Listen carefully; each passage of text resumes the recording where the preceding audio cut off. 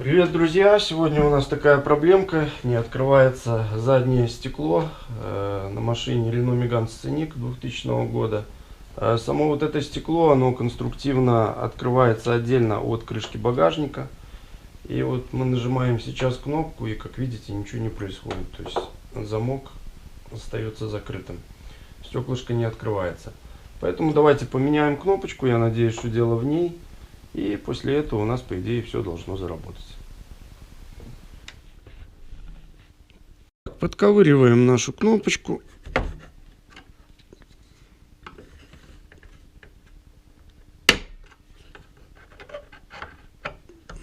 Аккуратненько вынимаем и снимаем разъем.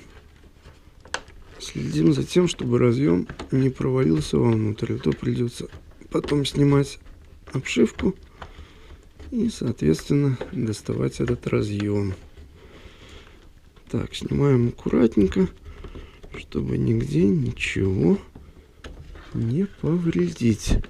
Провода здесь реально короткие, поэтому выходит она довольно туго.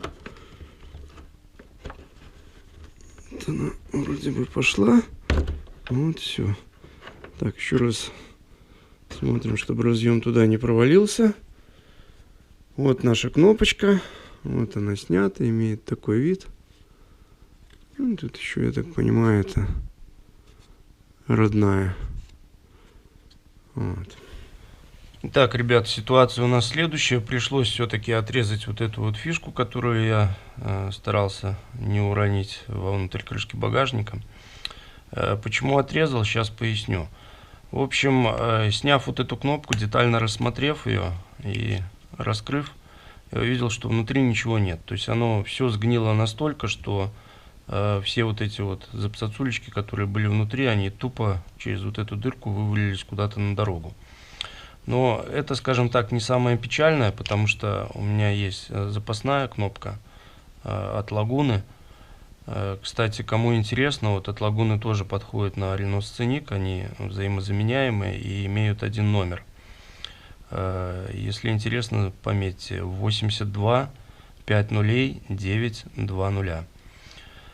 Вот, кнопка у нас есть, а фишки у нас нет. И весь комизм ситуации заключается в том, что вот здесь на кнопке есть два контакта. А тут получилось, что эти два контакта отгнили и уже торчат внутри самой фишки. Соответственно, надеть эту фишку сюда не представляется возможным. Есть два варианта решения этого вопроса. Первый вариант найти вот такую вот фишечку и просто-напросто ее установить на проводку. Но прозвонив разборки, ситуация складывается таким образом, что отдельно эту фишку никто не готов продать, ее продают только в сборе со жгутом проводов багажника. А покупать этот жгут, он стоит, кстати, порядка $30. Ну, мне кажется, такое экономически нецелесообразное занятие.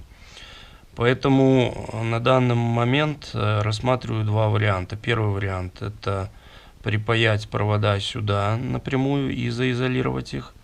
Получится нормальное жизнеспособное соединение. Вот. Но единственное, что меня не устраивает в этом варианте, что само вот это соединение будет уже неразборное. Второй вариант — разобрать все-таки эту фишку, выковырять все, что вот тут вот закалило, сгнило, и установить новые клемки сюда, и, соответственно, вернуть на проводку. Таким образом мы получим то, что предусмотрено заводом, и разъемное соединение. Повторюсь, что вот этот вариант с напайкой проводов на клеммы, он тоже, в принципе, нормальный, жизнеспособный вариант. Но я привык делать так, чтобы после ремонта было не только работоспособно, была не только восстановлена работоспособность, но и оставался заводской функционал, то бишь разъемное соединение. Поэтому хоть вот этот вариант, он и более трудозатратный с переборкой внутренностей фишечки, я, наверное, все-таки попробую пойти по второму пути. Если получится, тогда соединение останется разъемным, сохранится все как по заводу.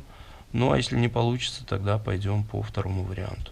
Немного пошаманив с самим разъемом, получаем вот такую вот красоту. Вот сам корпус разъема и вот такие зеленого цвета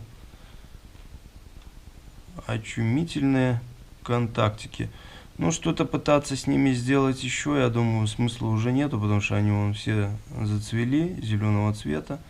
Сами контакты кнопки находятся внутри, поэтому самый правильный способ будет их заменить. Есть у меня вот такие вот небольшие контактики, буду на них менять.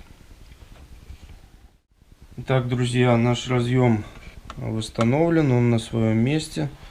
Вот какие были внутренности до того. Вот сейчас они такие красивенькие, имеют такой вот серебристый цвет.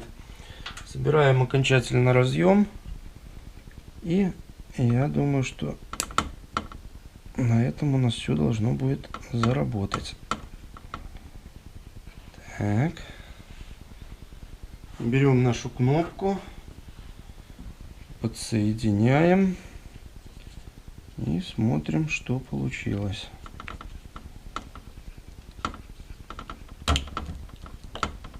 Все, кнопка вошла. Ну-ка. Опа!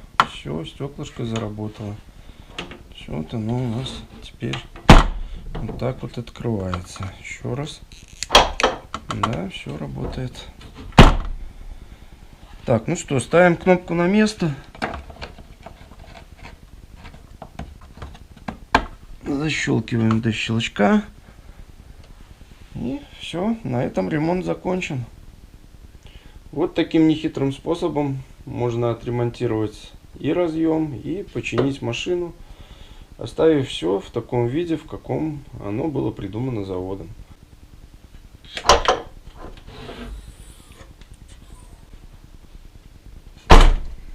На этом по ремонту на сегодня все. Всем, кому понравилось, ставьте лайки, оставляйте свои комментарии. Ну и, конечно же, подписывайтесь на мой канал. Всего доброго, всем пока.